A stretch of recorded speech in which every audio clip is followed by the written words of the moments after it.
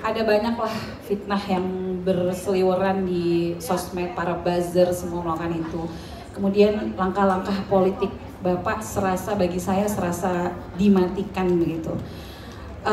Apa sih yang Bapak rasakan? Karena kami tuh melihatnya Bapak kayak tenang, ya nggak sih?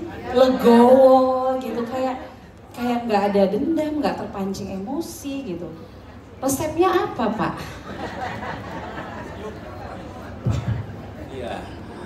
Iya, ini Bapak Bonita, jadi memang banyak yang jegal-jegal ya?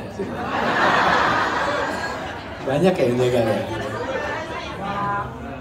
Jadi kalau kita ini menjalani ini semua, Ibu sekalian, saya terlibat di dalam kegiatan kemasyarakatan dan kegiatan kesehatan yang disebut kegiatan politik itu bukan hal yang baru, dikerjakan dari dulu. Dan di dalam perjalanan itu ada yang mendukung, ada yang tidak mendukung, ada yang suka, ada yang tidak suka. Bagi saya, suka apa tidak suka itu urusan perasaan yang bersangkutan. Jadi kalau ada yang tidak suka pada saya, itu urusan dia, bukan urusan saya. Jadi saya tidak perlu pusing dengan apa yang dia rasakan. Yang penting saya melakukan hal yang baik, hal yang benar untuk semua, suka atau tidak suka yang bersangkutan. Jadi dengan begitu rileks saja. Jadi ketika saya tugas di Jakarta, saya merasakan juga Bu, datang di tempat-tempat yang masyarakatnya mungkin dulu tidak memilih saya.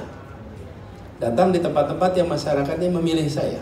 Dan ketika di awal, memang unik Bu, datang di tempat yang semuanya mayoritas tidak setuju dengan pilihan mayoritas Jakarta ya. Itu ketika datang adem betul Bu, anyep gitu. Kalau datang ke tempat yang setuju, kayak tadi tuh rame gitu kan, bulan foto. Nah, saya tidak menganggap senyap itu sebagai sesuatu yang dihindari. Saya datengin aja, nggak apa-apa, saya jalani. Dan setelah jalan berapa bulan, semua berubah. Kehangatan itu ada di mana-mana. Jadi tidak kok kemudian permanen gitu, tidak. Nah, itu yang dengan masyarakat. Bahkan saya ingat di masa-masa awal itu, karena selesai pilkadanya sebetulnya tenang-tenang aja Jakarta itu. Sosmednya yang rame. Betul kan? Kalau ke TPS, ya ada yang milih A, ada yang milih B, tapi tenang kan? Cuman coba lihat, itu di sosmed. Wah, iya, pas nyoblos tenang, di sosmed, wih katanya Masya Allah. Ya kan? Nah,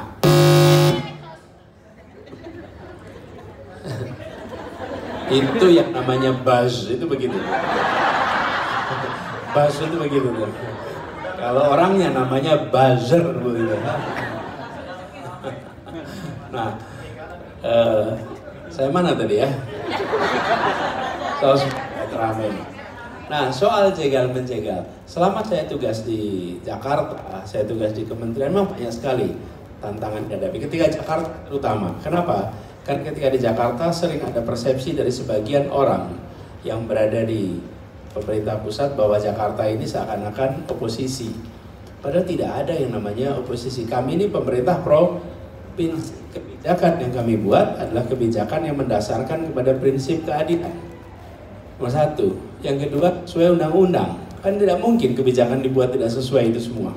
Jadi, tapi tantangannya ada. Karena ada perbedaan filosofi, Bu. Seperti misalnya ketika COVID. Ingat ya COVID ya? Jadi ketika COVID, kita melakukan kebijakan, kami memandang penting untuk melindungi rakyat Jakarta dari ancaman. Karena itu langkahnya lebih agresif, 1, 2, 3. Sementara di pemerintah pusat cenderung lebih rileks. Nah, perbedaan-perbedaan itu Bapak sekalian yang seringkali kemudian muncul dalam bentuk yang disebut sebagai tekanan dan lain-lain. Nah, saya menyikapi itu semua gini aja. Kalau yang kita jalani itu benar, tujuan kita baik, insya Allah akan berikan jalannya untuk bisa berhasil. Dan segala macam tantangan itu luar biasa. Memang apalagi kemarin ketika mengikuti proses pilpres. Proses pilpres itu kita merasakan betul Ibu sekalian. Partai yang mengusung, setelah mengusung saya, macam-macam cobaan dihadapi. Betul ya? macam-macam dihadapin. Tapi juga publik jadi menilai, ini yang benar yang mana nih sebetulnya. Kampanye sama. Saya kampanye pernah Bu di satu kota, listriknya mati Bu, satu kota. Satu kota, selesai saya acara di situ, nyala semua listriknya. Gimana ini cara aturnya ya gitu kan, supaya bisa nyala semua, mati semua gitu. Pernah ada satu kejadian di sebuah kota, ini unik nih. Kami mau ada kampanye di situ, lalu semua gedung itu disewa di hari itu, habis gedungnya. Jadi bukan dilarang, habis gedungnya. Jadi karena habis gedungnya, tim di daerah itu akhirnya cuma dapat gedung pernikahan. Gedung itu memang khusus untuk pernikahan. Yang punya adalah pemilik jasa rias pengantin. Jadi mau betul-betul gedung nikah, nggak pernah dipakai acara-acara diskusi, nggak pernah. Yang ada itu, jadi didatangilah ke situ. Sampai ke sana ternyata saya juga baru tahu Pak, gedung resepsi itu lebih mahal daripada gedung konferensi. Bener ya? Mahal tuh harganya.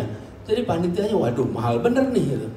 Tanya bisa nggak diskon? Wah kalau diskon jangan sama saya, sama pemiliknya. Siapa dikasih tahu namanya, datanglah ketemu sama pemiliknya. Lalu panitianya bilang, Pak boleh nggak kita dapat diskon? Gitu. Terus tanya buat acara apa? Acara nanti kampanye indoor, ruang tertutup. Siapa? Nanti Pak Anies yang akan datang ke sini. Oh ya, ya udah gratis aja. Nol. Jadi pelajarannya apa? Dijegal-jegal, tuh sabar. Insya Allah hikmahnya nanti muncul ke belakang. Ya. Jadi disulit-sulitkan untuk dapat gratis sebetulnya. Cuman kita ini bukan model Nabi Khidir. Kita ini model Nabi Musa. Dikit-dikit tanya, kenapa begini? Kenapa begitu? Kenapa begini? Kenapa begitu? Kalau kita Nabi Khidir udah tahu nih, nanti akan begini ya. Nanti akan, nah karena kita ini tipe Musa, jalani dulu dengan ikhlas. Insya Allah hikmahnya nanti muncul besok. Ya.